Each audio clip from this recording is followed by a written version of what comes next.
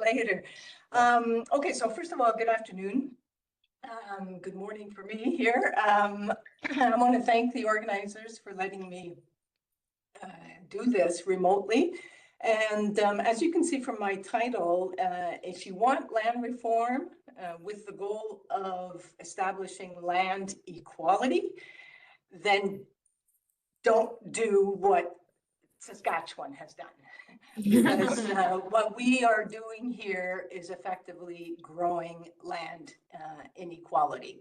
And unless we get some changes in policy, that's just going to continue, for decades to come. Okay, next slide, please. So first, I wanted to give you some glimpses into the geographical, demographic, and political context of the province, because I don't know how many of you have ever heard of Saskatchewan or know anything about it.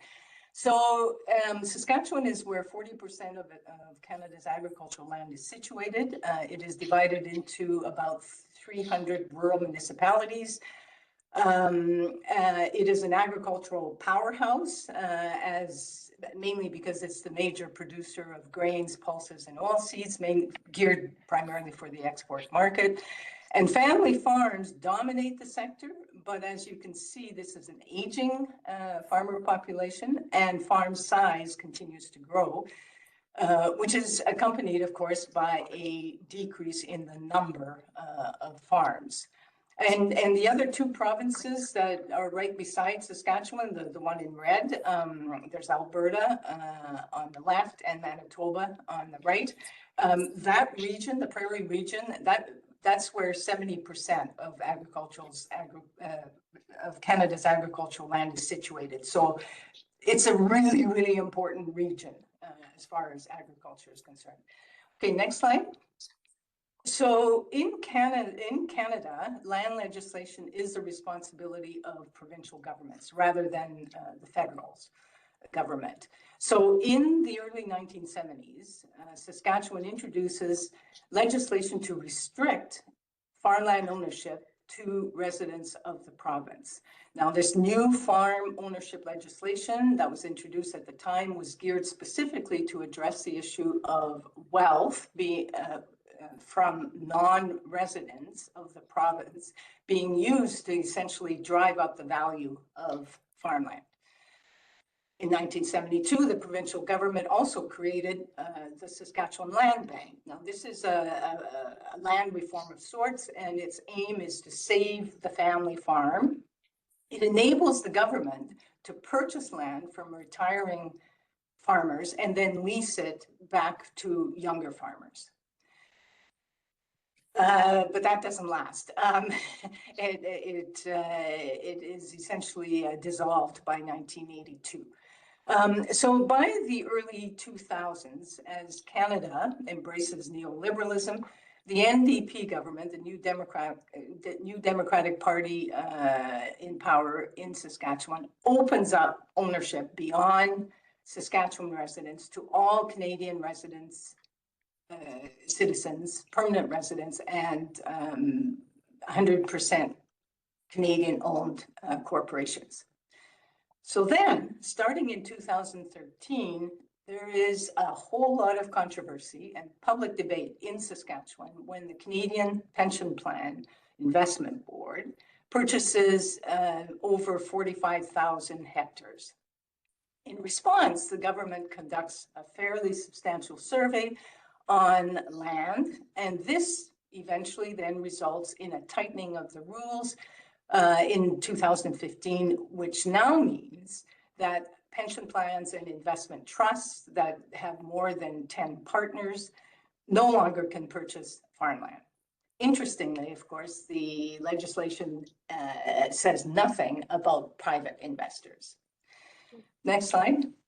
So in the midst of this controversy, it became really quite obvious that no one was tracking and assessing the changes in farmland ownership in the province. And since 2014, I've been working with a team of colleagues, which includes Annette Desmarais, who can't be with us today, but helped put together this presentation. So we've been working on this, researching the land question on the prairies. We wanted to continue, but we wanted to actually contribute to the public debate by looking closely at exactly who was buying up farmland, how much of it, and where in the province. And we knew, for example, that unlike the rumors that were circulating in rural communities, the Chinese were not buying up, taking over farmland in the province. This is because foreigners are very restricted as to how much farmland they can own.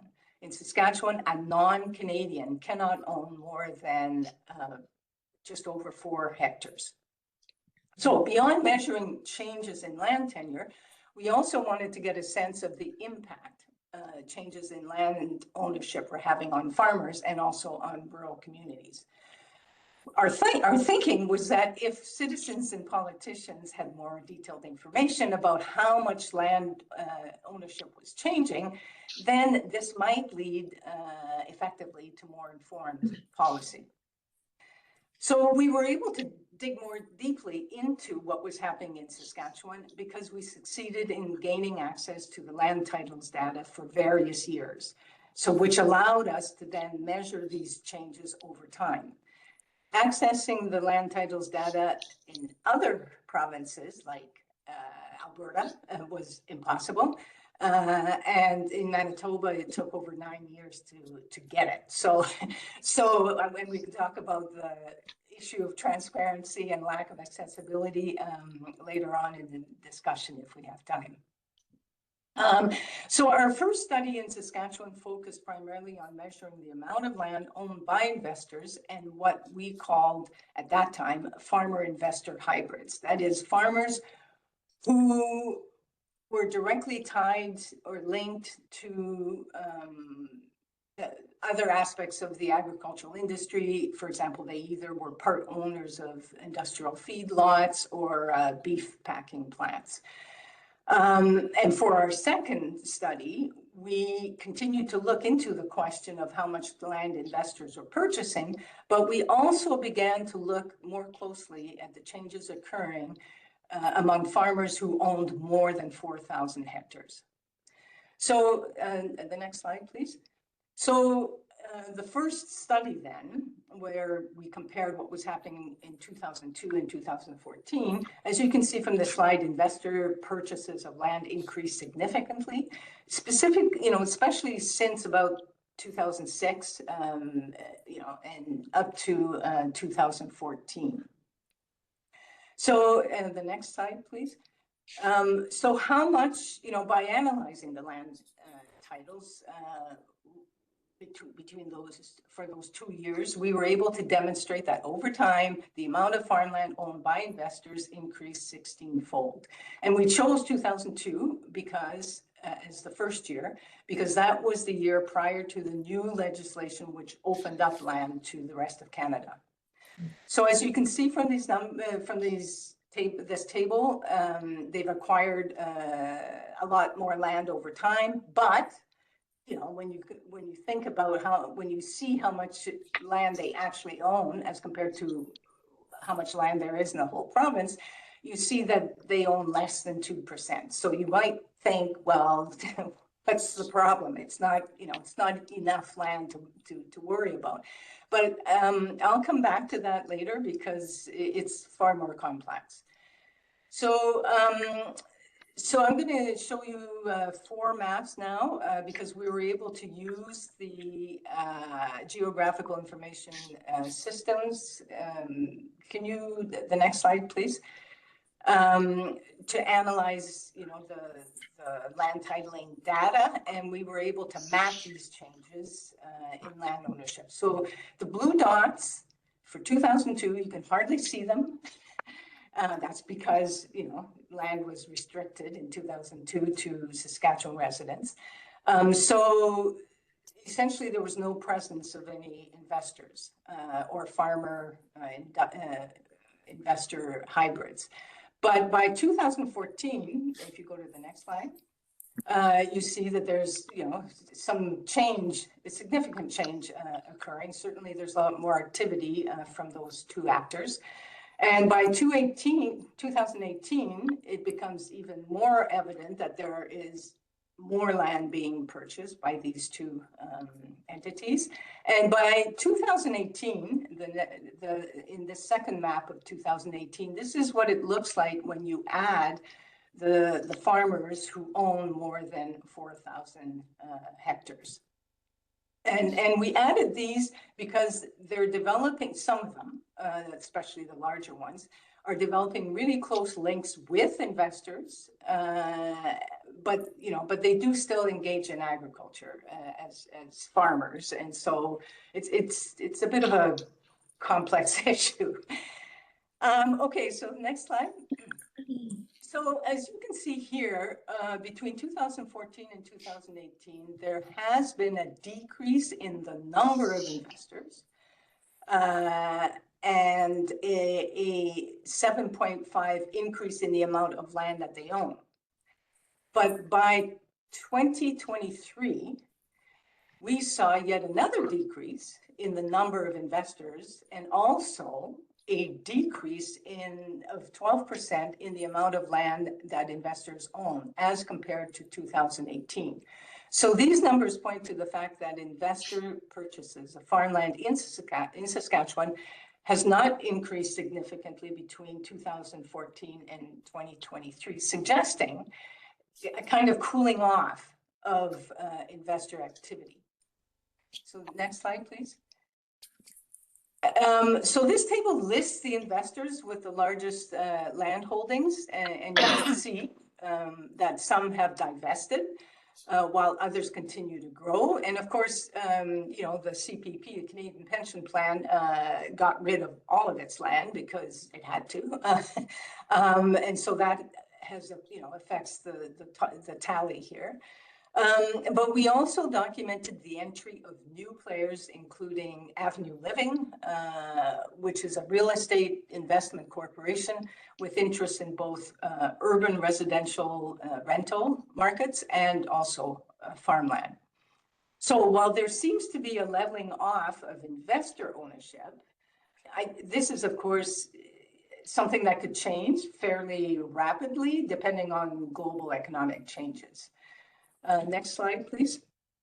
So while investors seem to be slowing down somewhat, our research reveals another key actor that is gobbling up farmland in Saskatchewan, and that is the large-scale, mega-scale farmer. While farm consolidation, that is the increase in farm size has been going on for decades, now we're seeing a significant increase in the amount of land that some farmers own. And if we look at the changes between 2018 and 2023, there is a substantial increase in the amount of land owned by this category of farmer. For example, in 2018, data revealed that there were 36 large-scale farmers with more than 4,000 hectares. And altogether, this group accounted for over about 250,000 hectares. So about 1% of all Saskatchewan farmland. So the next slide. And here are some examples of these mega farmers, that is those being larger than 51,000 hectares. I mean, they're clearly changing the structure of family farms. So they own land in Saskatchewan, like the first one, Annette Farms, for example. They own land in various provinces and also in the USA. They're huge. And this is only counting the land they own, not counting the land they also rent, which is a whole story. Okay, next slide. So by 2023, the land owned by this category of large farmers, that is those with over 4,000 hectares, increased to 1.5 million acres, which I know I should be talking about hectares, but it's over 600,000 hectares. So that's an increase of 144%. And the number of farmers with just over 4,000 hectares has increased from 32 to 83 different farmers. So unless there are policy changes, it's hard to imagine that the growth of this sector will not continue full speed ahead. So next slide.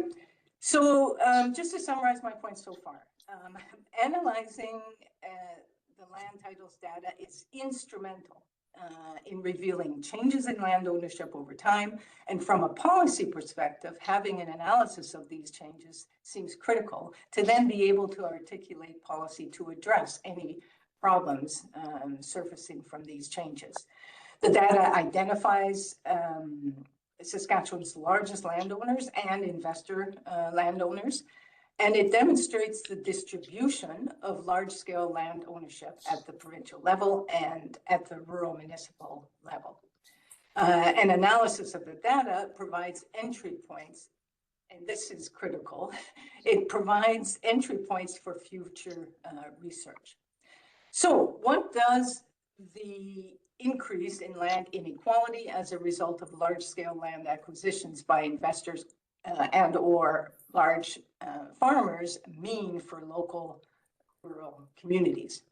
The land titles data, of course, by itself doesn't answer, doesn't shed light on that, doesn't shed light on the impact that the shifts are having. But the land titles data was key for us to be able to identify in which rural municipality we should pursue more research, that we should dig more deeply to begin to analyze the on-the-ground impact of changing land tenure patterns. So we began to do that by looking at how investors affect the price of land. Next slide, please. Okay, so the darker the shade of the square here, that each one of these squares is a rural municipality, the darker the shade, the higher the investor activity was shown or was demonstrated.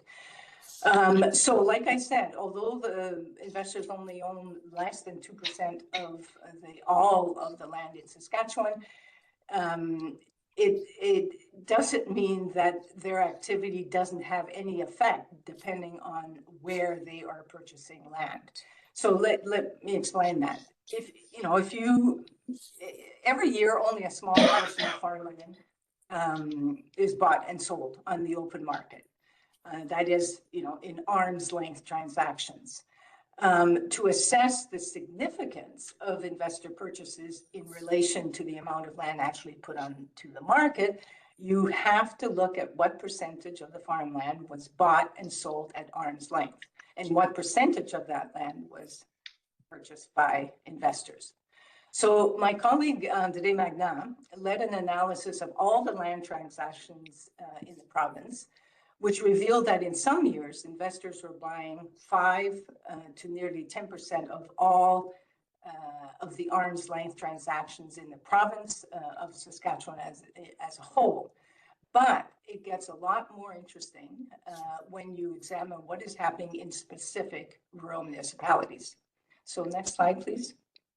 So when you look at the 16 rural municipalities where investors had been particularly active, that is, the RMs where we had seen an awful lot of the blue dots, a clustering of blue dots, investor purchases made up considerably a larger share of all arm's length transactions. As this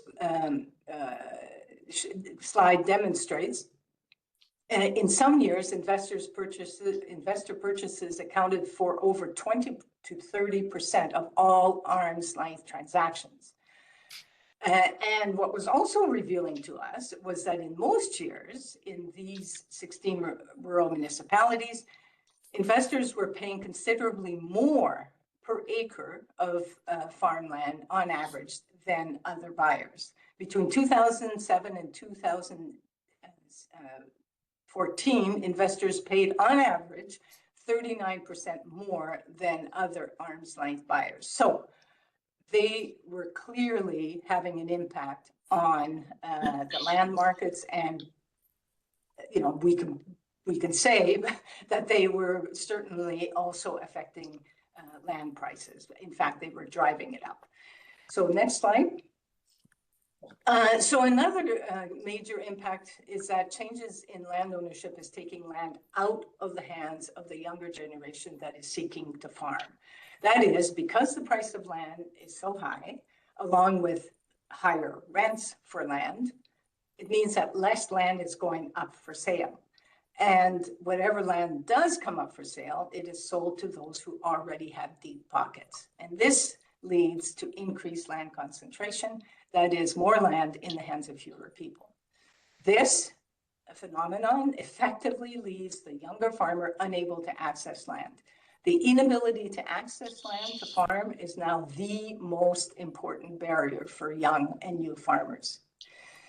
Okay, the next slide, how much time do I have? 2 minutes. Okay. Then I won't go over. I won't go over the next two slides. They just reveal some of the attitudes that farmers have towards what's happening in the land, the shifts in land tenure. And there's essentially a deep unease about what is happening, and governments are, being pressured to do something, but it's not clear what it is that they should do. So, by way of conclusion, then, the benefits of using land titles data is that in the case of Saskatchewan, we were able to accurately demonstrate that investors were in fact purchasing farmland. The financialisation of farmland was occurring. We were able to pinpoint exactly where and how land was being acquired. And once we had identified the rural municipalities where they were purchasing land, then we were able to really dig into more deeply to find out what farmers thought about that and also what kind of impact they were having on the market. We were also able to demonstrate a shift away from what traditionally is known as the family farm to this kind of a new type of family farm that is getting larger and larger in size, and they are becoming drivers of land concentration. But like I mentioned, what we couldn't do with the land titles is get a sense, a much better sense of who controls land beyond ownership, because something like about 40% of farmers, anywhere between 31 to 40% of farmers rent land. And so, and that number is higher for farmers who for large farmers. So we don't get a really good sense of the issue of land control in addition to land ownership by just looking at the land titles data. Okay, I'm going to leave it at that. Thank you.